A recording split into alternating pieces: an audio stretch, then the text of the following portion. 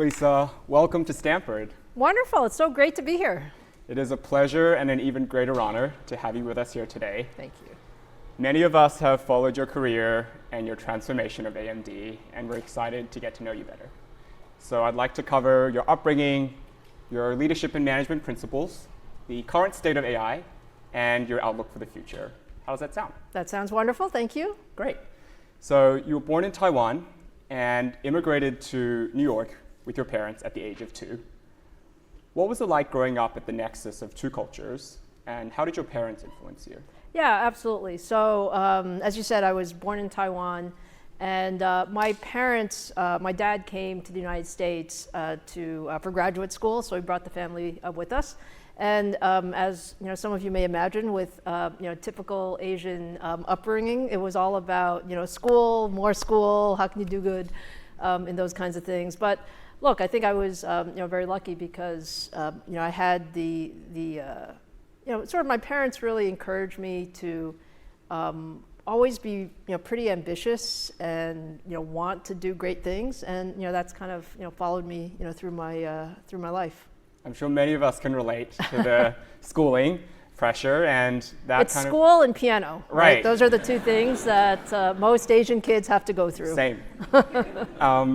And so that ambition then brought you to MIT, where you completed 3 degrees, an undergraduate, master's, and a PhD.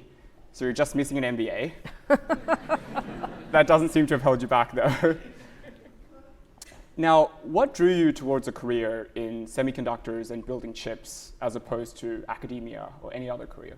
Yeah, absolutely. So, when I was a kid, I was really curious about how things worked. And I would have like my brother would have sort of his toy remote controlled car would be going through our hallway, and it would stop working, and I'd be like, why did it stop working? I was just very curious about that.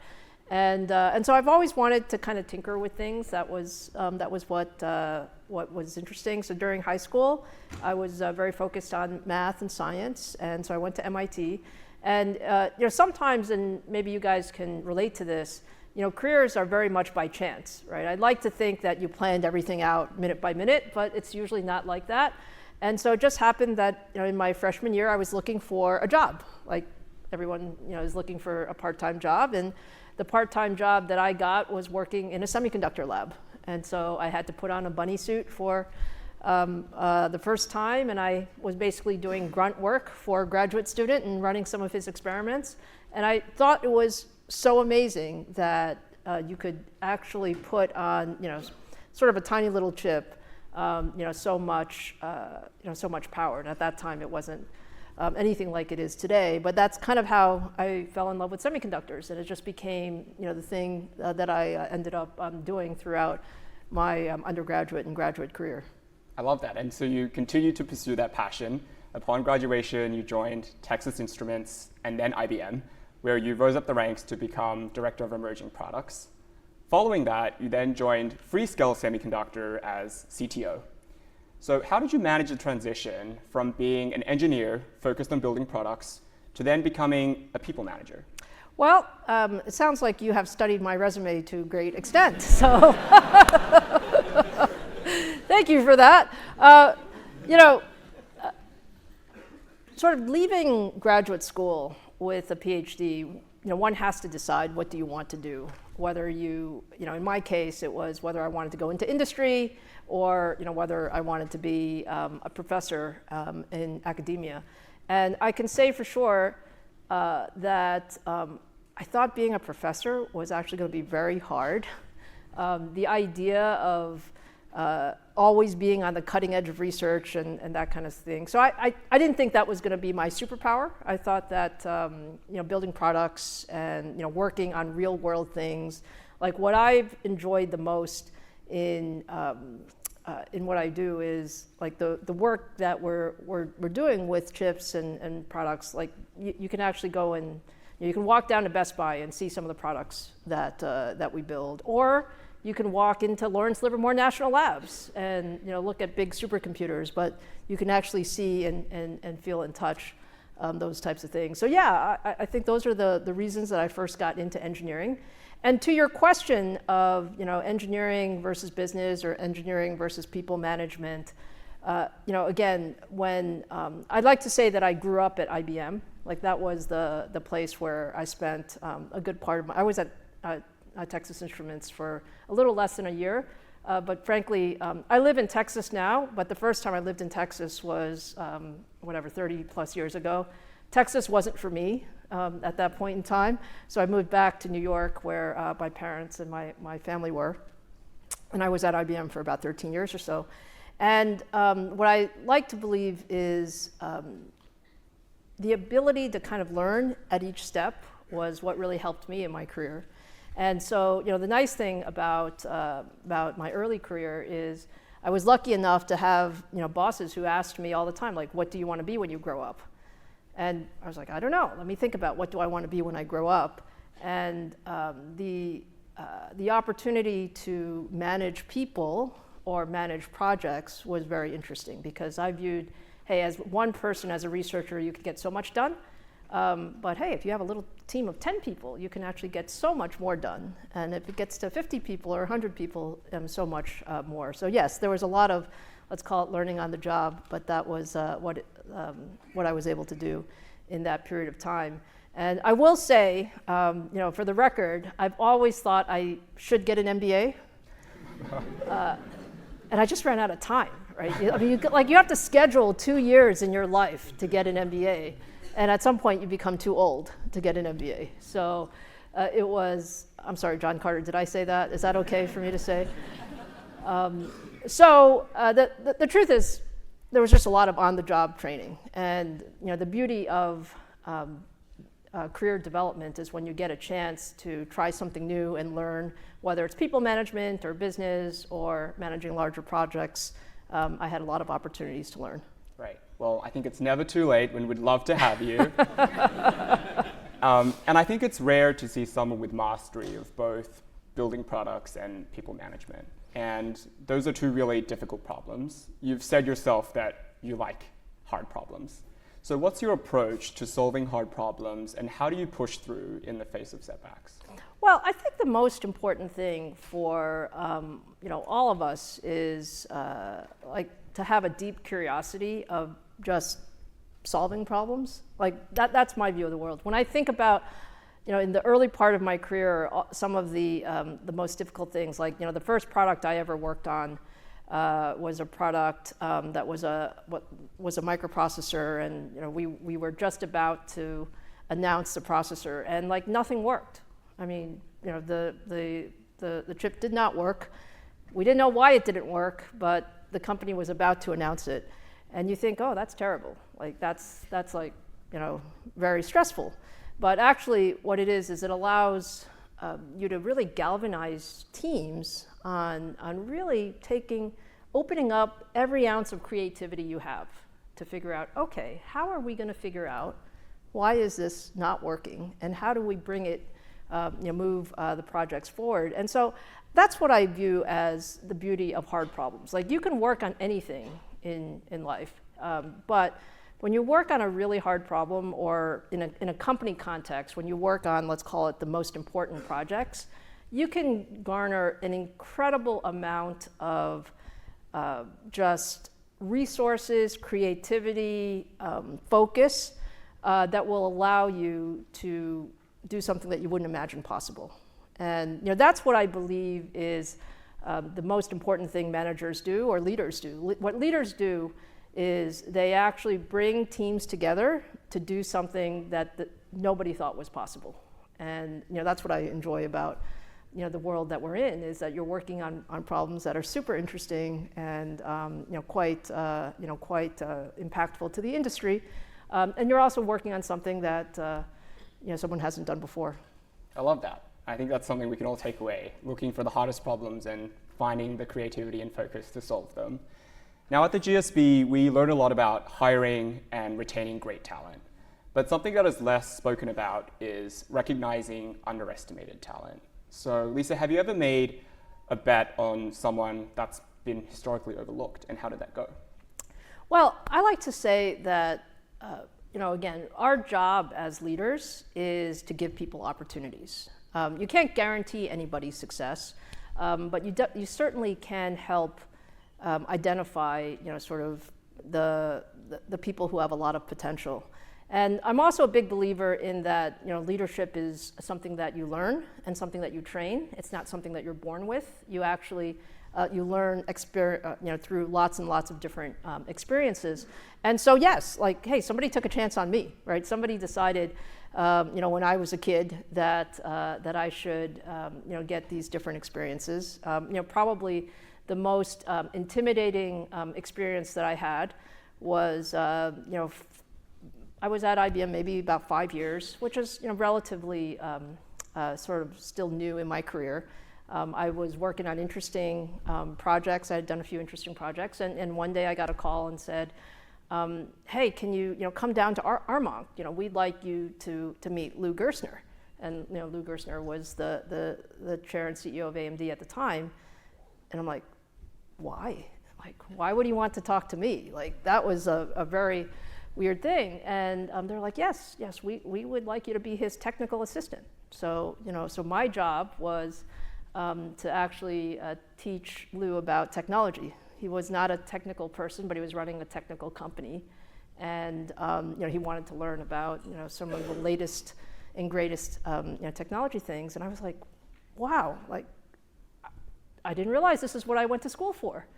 But the truth was, it was an opportunity for me to observe what life was like, as the top of, a company of global scale and size. And I learned so much just from observing.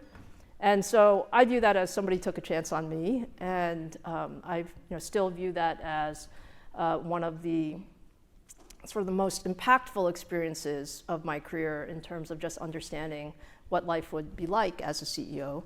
And so, it's our jobs as leaders to take chances on people as well. And that usually means that you put somebody in a job that you're not 100% sure that they can do, but you surround them with lots and lots of support so that they can be successful. And yeah, that is part of, a real important part of, team development, people development. The other thing is, just doing lots of different things, like being able to, every couple of years, take on a different experience. With every experience, you learn so much. So many different experiences help really round out, the overall career, capabilities. It's really interesting you say that. At the GSB, we learned that leadership is something that can be trained and a set of behaviors rather than something you're inherently born with. So it's really reassuring. Now, one more point on your resume, but it's the last one, I promise. Now, following Freescale Semiconductor, you then joined AMD as Senior Vice President, helping the company expand beyond PC into gaming and embedded devices. Within 2 years, you were then appointed CEO of the company. So bring us back to the moment when you got the call from the board. How did it feel, and how did you do it? Yeah, so, yeah, good question. Let me kind of give you the context, right? If I give you the context, I kind of was a self-proclaimed semiconductor person. This was going to be my profession, my career. I had a great run at Freescale Semiconductor. It was my first opportunity in the C-suite. So I was CTO of the company, and then I ran one of the larger businesses. And then I was like, hey, I need to try something different. And I joined AMD. And many people said at the time, like, why would you join AMD? Like, what would make you join AMD? I actually had mentors in my career saying, I don't think that that's a good move, Lisa. And like, I was very puzzled. I didn't understand, why would anybody say that? I thought AMD was a very interesting company, but it was a company that had sort of a track record of not perfect execution. There were years that AMD did very well. There were years that AMD didn't do very well, and as a result, it was always viewed as, hey, interesting, but not one of the top companies out there. And I viewed it as, hey, look, what was important to me was to lead a company that mattered, like a company that would matter in the industry. And I felt, I am a little bit biased here, but processors are kind of the brains of most most things. The idea that semiconductors are now important. 30 years ago, semiconductors were not quite as important. Like people were like, "What's a semiconductor? Why is that important?" Now nobody doubts why semiconductors are so important. Whether you're talking about businesses, economies, national security, all of those things. So that's why I joined AMD, and the opportunity at that time was a industry that was going through just a ton of transition. So, if you think about the tech world, there are these large transitions, whether you're talking about the internet era, or you're talking about mainframe going to PCs, or you're talking about PCs going to mobile. Like all of these major transitions means there's a different set of winners, and there are also going to be some losers. And at the time, this was back in 2012, 2013, 2014, this was a time when PCs were viewed as potentially being losers, when mobile was becoming very prominent, and that's where AMD was. So we were kind of at a crossroads, frankly. We were at a crossroads for a company that was in transition. The industry was in transition, the company was in transition, and the leadership was in transition. So I joined in 2012 to run the business units. There was no concept of business units, P&Ls, those kinds of things, so there was a lot of transformation to be done there. I had a great partner as CTO. Mark Papermaster has been my partner on this journey. And I became COO in 2014. So I thought, hey, that's great. This is wonderful. I'm getting to run larger pieces of the company. And I was surprised that 6 months after I became COO, I got a call from our chairman of the board. And he said, "It's time, Lisa." And I'm like, really? Like, that seems really kind of quick, And look, I think the moral of the story is you never know, like you can't plan these things to any precision. But what was clear was that we had to transition some of our strategy as a company, and we were ready for a change. And I was very honored to be asked to be CEO, and it was never a doubt that this was like my dream job. So my dream job, going to school and through all these years was to have the opportunity to lead a semiconductor company, and now I had that opportunity. So that was back in October 2014, and something that I remember very, very well. Well, it definitely wasn't easy. When you joined the helm, the company was at the brink of bankruptcy, and the share price was hovering at around $3. Under your leadership, at its peak, AMD's shares topped $200. So how did you balance between defensive leadership, which involved cost-cutting and focusing on the core, with offensive leadership, which involved diversifying product lines and taking bolder bets? Yeah, well, I think it's fairly clear in tech. There's no such thing as cutting yourself to be a winner. Of course, balance sheets are very important, and P&Ls are very important. But what was really important, I think, for us, it was to decide what do we want to be when we grow up. Like what is great look like. And for us, it was deciding what was important. One of the things that I like to say about the semiconductor industry or technology in general is the decisions that we make today, you will really see the impact like 3 to 5 years down the road. It is all about making the right bets. And for AMD at the time, as I said, we were at a crossroads, and we were needing to make a decision of what do we want to be when we grow up. At the time, the most interesting sector, frankly, was mobile. Like, smartphones were taking off. Everyone was like, Lisa, why aren't we building mobile chips? And we thought about it. Actually, we sized it, we looked at it, we spent quite a bit of time looking at it, and we realized that, yes, that is a good business, but that actually is not a good business for us, because that's not fundamentally what we are best at. Fundamentally, what we were best at, what I believed we could be best at, is building the highest performance computing out there. It was a bet on high performance computing. And there are many reasons for that. You can look at sort of what your competition looks like. You can look at what the technology landscape looks like. You can look at where you think the markets are going. But if I kind of summarize, there's probably a few basic things, right? You want to make sure that as a company that you're in markets that are large enough, especially picking markets where you see there is sort of industry transformations coming, industry inflections coming, and then where the company has some secret sauce. And so our secret sauce was we knew how to build high-performance computers. And I knew that my job as the CEO at the time was to lay out that vision, but then also give our team enough time to fully realize that vision, because nothing changes quickly. Like, we had to set the expectation, like, look, this is going to take 3 to 5 years. It's going to take us 3 product generations. We actually had to start from scratch our products, but we knew exactly where we wanted to go. And at the time, there was a big industry inflection coming, which was Moore's Law was slowing down. All of you have probably heard about Moore's Law. Moore's Law was the idea that you can basically continuing to double the amount of capability, reduce the price every 2 years.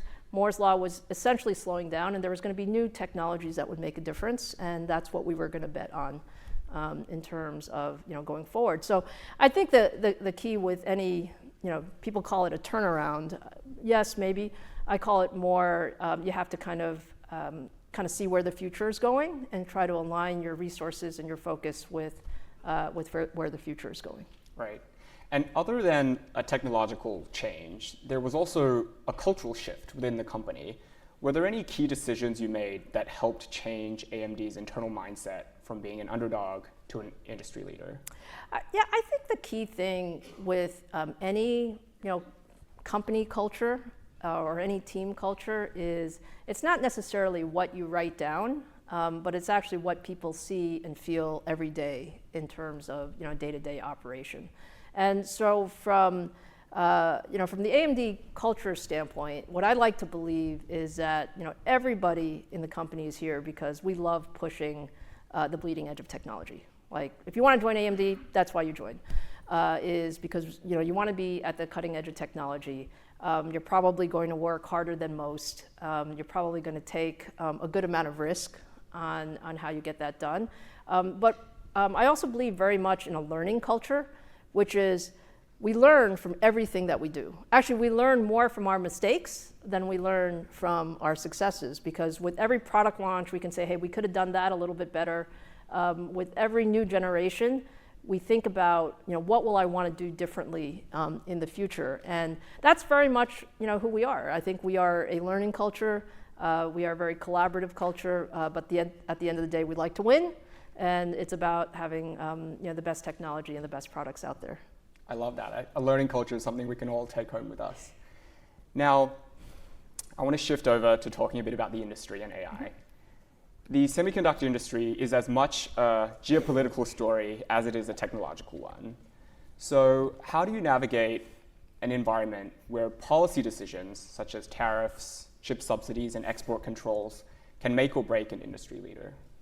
Well, I think we have to, the world has changed. The world has changed in a way that, we're in an industry where, having the best technology can make such a difference. And like I said, it can make a difference in terms of getting a competitive edge in companies, and it can make a difference about competitive edge in countries. And so it's just part of the industry that we're in.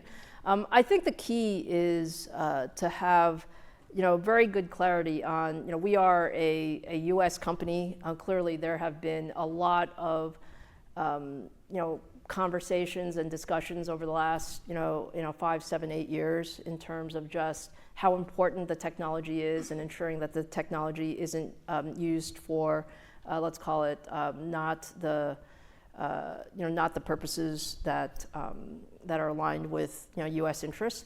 But I also think the market is super large, and there's a way to really balance both, and that's what we try to do. I'd like to say we are a global company in the sense that we operate across every part of the world, But as it relates to critical technology, we're very much focused on ensuring that we're compliant with all of the U.S. regulations. And in some sense, I'd like to view it as we are a very interested party in helping understand what is the best way to satisfy both interests, and that's what we do. So seeing it as an opportunity as well. I like that. Yes, it's really, really important to have your voice heard, particularly in an area that is so complicated, right? It's really hard to figure out where the boundaries should be, and companies need to step up and be part of that conversation. Now, AMD has doubled down on inference rather than training, expecting inference to make up the majority of AI workloads for the future. So could you walk us through what the key technological and market signals have been that has led AMD towards that decision? And maybe for those of us that are less well-versed in what training and inference is, maybe perhaps it would trouble you to explain that. Yeah, and again, maybe let me take a step back and just give a little bit of a landscape of where we are in technology today. It is an incredibly exciting time in technology today. Like, if you had asked me 5 years ago, the rate and pace of AI adoption that we've seen over the last 18 months, I mean, it's extraordinary. I mean, this is like the most important sort of technology advance of the last 50 plus years.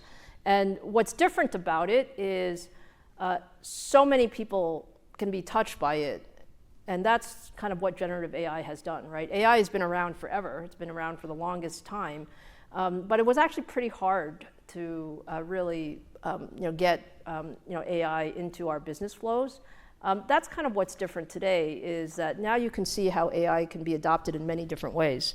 So this comment about training versus inference, look, I'm actually a believer in there's no one type of AI. Like, you're going to see AI permeate every part of our lives, whether you talk about the largest cloud environments, which are important today, or you talk about your environments at the edge when you think about industrial AI or robotics, or you think about personal AI, AI PCs, AI in your phones. I think you're going to see AI in all of those places. And our goal in life is to make sure that we have the right computing for the right applications. So to your question about inference versus training, I think that is a little bit more in terms of the tactics of a given year. I would step back from that and say, at the end of the day, you're going to have these amazing large language models that are out there, these foundational models. Some of them are going to be open, some of them are going to be closed. And then you're going to have many other models as well. You're going to have medium-sized models, you're going to have smaller-sized models, you're going to have models that can run on your phone that will give you personal AI capability. And the compute that you need for each of those is somewhat different. And our vision at AMD is that we can really create the right compute for each one of those environments. And that's really what we're focused on. That's very helpful, thank you. I'd like to talk a little bit about AMD software as well. So some have said that AMD's is the Android to NVIDIA's Apple, more open, more flexible, but slightly less easy to integrate.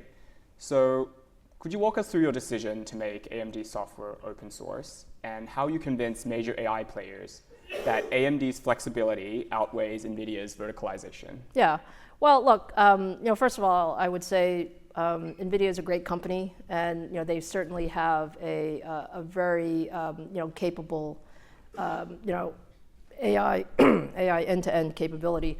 I think our view is a little bit different. Our view is, again, I view that you're going to have AI end-to-end in different different compute sizes. There's no one size fits all in AI, and the open capability is just part of AMD's DNA. Like, that's who we are. Like, we believe in letting our customers and our partners choose what is the best component in each spot. Now, what that means is we do take on some extra work in terms of interoperability. We absolutely take on extra work. However, we believe in the end, we'll get a much larger developer ecosystem, as part of that. And so that has been our mantra. And what you'll see in AI today is, people actually, we're in a race to get to the next great app or the next big wave of usability.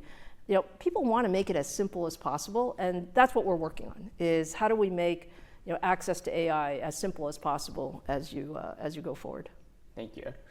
Now, recently companies like DeepSeek have been able to train their models at a fraction of the cost of US-based players. So what does this mean for the huge amounts of AI infrastructure investment, and what does this mean for AMD? Well, first of all, I think what's been most interesting about DeepSeek over the last month or so is just, it's an example of how innovation can really spark new thinking. Like, people didn't expect it. So put aside the exact detail of, how much, did they spend single-digit millions or double-digit millions on training? I think that's actually a secondary, point. The primary point is you have a new model, an open model, that had some very innovative ways of putting things together based on what other people have done, and now it's spurred more excitement, frankly, because that's what's happened. Like in the last, month, people are like, oh, okay, well that's interesting. That's what DeepSeek did. Now, how do I take, and build upon what you saw in DeepSeek and make it applicable to my world? And so you're seeing many derivatives of this come about. So I think what it means for, again, put aside some of the market volatility. I think the market is way overly sensitive to things that happen. What you find is today what we're seeing is innovation sparks more innovation. And frankly, making AI more accessible, cheaper, more broadly adopted, will only give us, more uses of AI. I truly believe that we are at the very, very early beginnings of AI adoption. It is nowhere near what, what you have today is good, but it's still quite primitive compared to what I think is possible. And we just need to have more cycles of learning in the process. You've always had a really clear idea of what you want to be when you grow up. And so you've met many milestones with impeccable execution, while others have stumbled. So looking forward, what are the key strategic and execution risks that keep you up at night for AMD? Well, I will perhaps differ with you a little bit about, I don't know if I can say I always knew what I wanted to be when I grew up. I think, companies and people have, sort of a 5-year trajectory. Like, I used to say to people, hey, don't tell me what you want to be in 20 years. Like, what is a good milestone for you in 5 years? Because you can kind of see 5 years, right? 5 years is not 2 is too short, and 10 is maybe a little bit long because so much changes. So I answer that question, what do I want to achieve? I think we are at a place where computing continues to be something that can drive fundamental productivity across our lives, across businesses, across the world. And I want AMD to be a very major player in unlocking that compute for the world. And some of the things that I see as opportunities for us, like we talk, we think about AI as, I think about it in two aspects. One is sort of how do we make our businesses more productive? How do we make our lives more productive? Like you can see opportunities for that. But the more interesting thing is, how do we use the technology to, fundamentally change either business processes, business models, or even, more importantly, solving some of the world's, I like to say, I like to work on technology that solves some of the world's most important problems. Like AI can help solve, one of the many of those. And I think about what can AI do in healthcare? What can AI do with drug discovery? What can we do with climate change? And these things, when you take a technology that's fundamentally very capable and put it on turbocharge to solve some of these things that frankly we haven't solved yet, even though we have a lot of smart researchers and a lot of great computing. It still takes like years to solve some of these problems. If we can take years down to months or weeks, now we're talking about the power of technology. So those are some interesting milestones for the next 5 years. Right. Well, while we're on the topic of milestones in the future, we're joined by many MBA students, most of whom were born at the cusp of the internet and are now graduating on the cusp of the AI revolution. So you've also said that AI is the most transformative technology you've seen in your career, and some have said that today will be the slowest day of AI development for the rest of our lives. So with that in mind, what's next, and how should we prepare? Well, I think what's next is we should expect that the only constant is change, and things will continue to progress at a very fast rate. So I do believe in this notion of, especially for you guys, you guys are super lucky because you are at a place where, I think we're at the beginning of a wave. And it really is about just being, always being in that learning mode, right? I view any education as not job training. We're not, you didn't get an MBA for job training. I didn't get a PhD for job training. You get these degrees to learn how to think, to learn how to solve problems, to learn how to, really kind of see the future. And so that's what I would view as sort of my comments to this team. What I've learned over the last 18 months is incredible. And every day I'm learning something new about how the technology is going to be used, how our customers are using technology, how we can actually, I really like the idea of 1 + 1 is greater than 3. So how do you take, let's call it the power of our expert knowledge, which is in hardware, software systems, together with our partners who are great in applications and sort of the end user capabilities, and marry that together to build 1 + 1 is greater than 3. Right.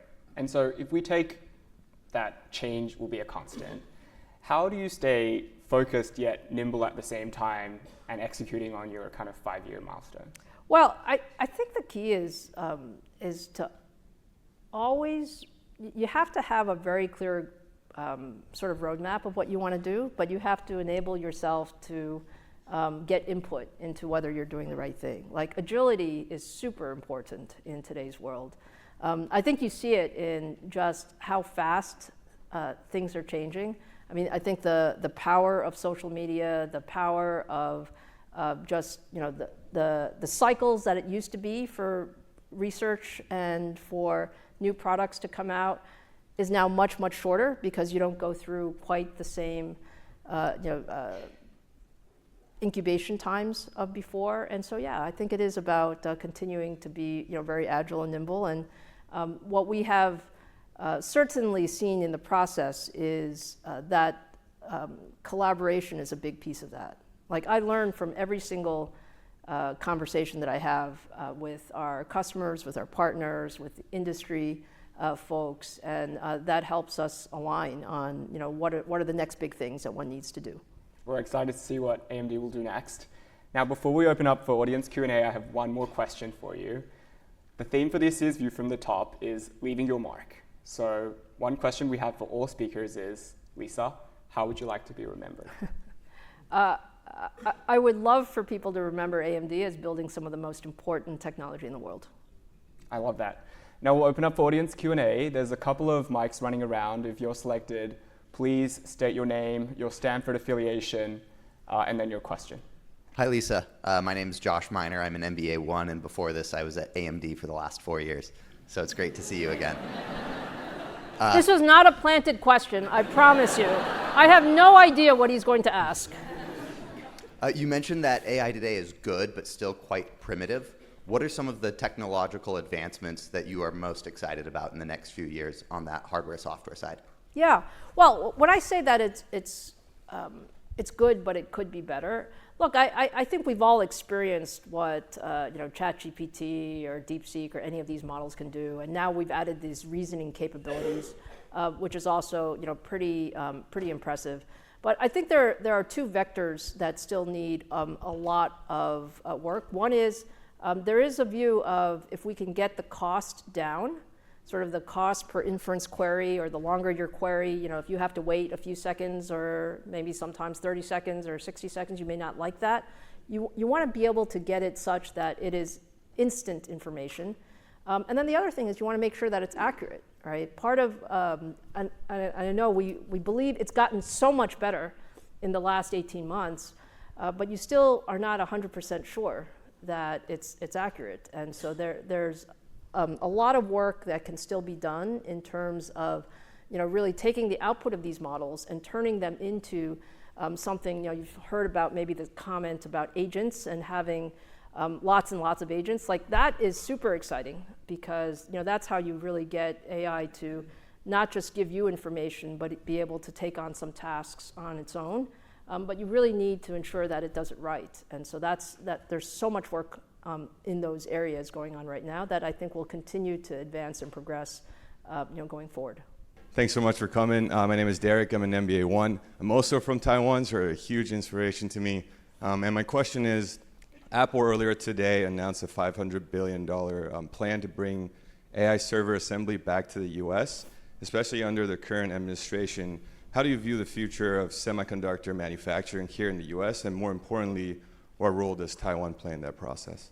Yeah, I think it's a very much top of mind point. And I think the top of mind point for everyone, whether you're talking about US or Taiwan or the European countries, is everyone wants resiliency in their supply chain, right? You want to believe that no matter what happens, you have access to the most important components, locally and in region. And so, U.S. manufacturing continues to be a very big topic of conversation. I'm a big believer, proponent that we need to bring more semiconductor manufacturing back to the United States. I'm also a big believer, and you can't do it overnight. There are reasons that the supply chain became much, much more efficient for Taiwan. Taiwan today still has the vast majority of all advanced semiconductors, but more of it will move.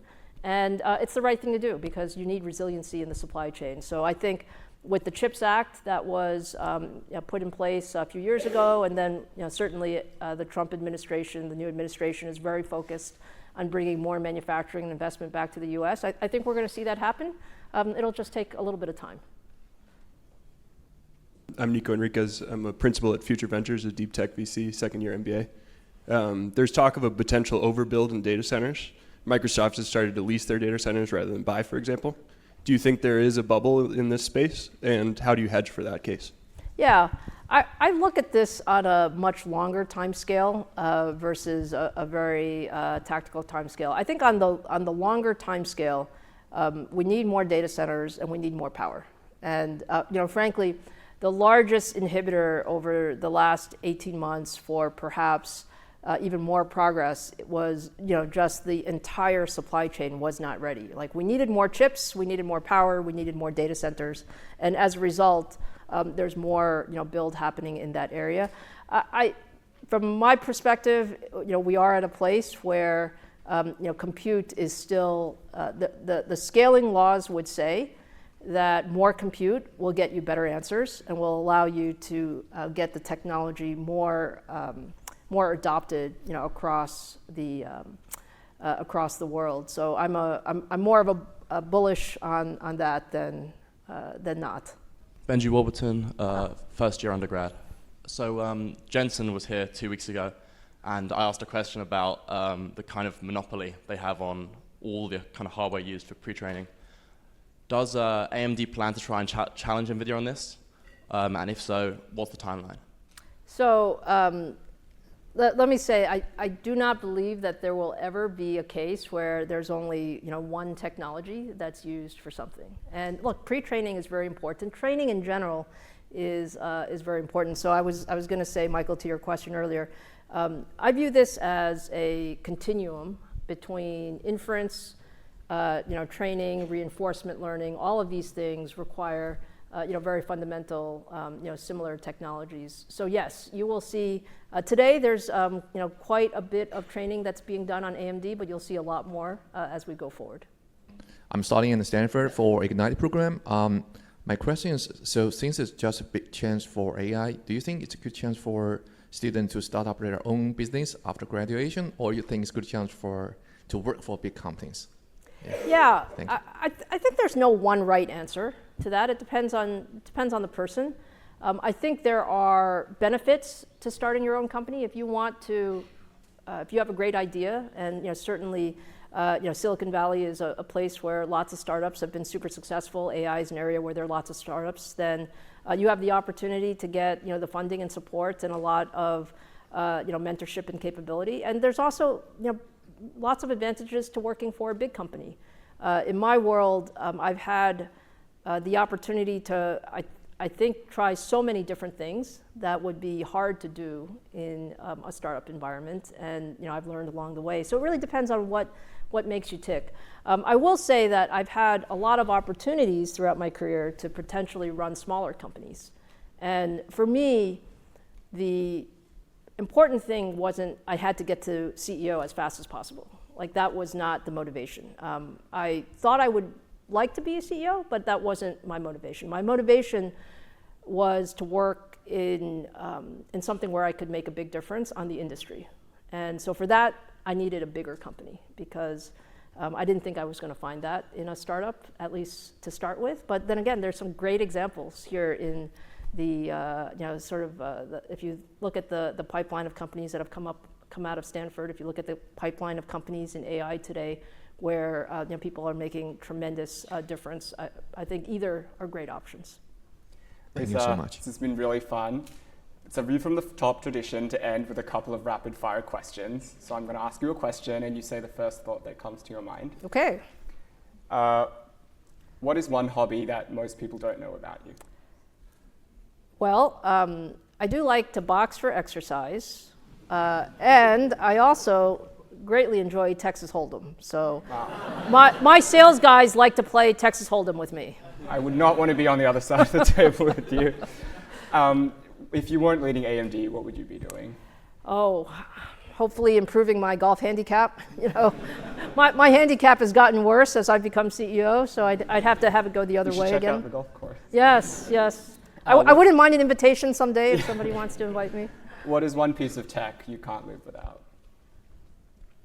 I think as we're all stuck to our phone, but probably the thing that I really like is, I've really gotten used to using Spotify on my phone, and it's really nice to be able to kind of carry your stuff everywhere you go. So yeah. What is one piece of advice to be broadcast across Stanford?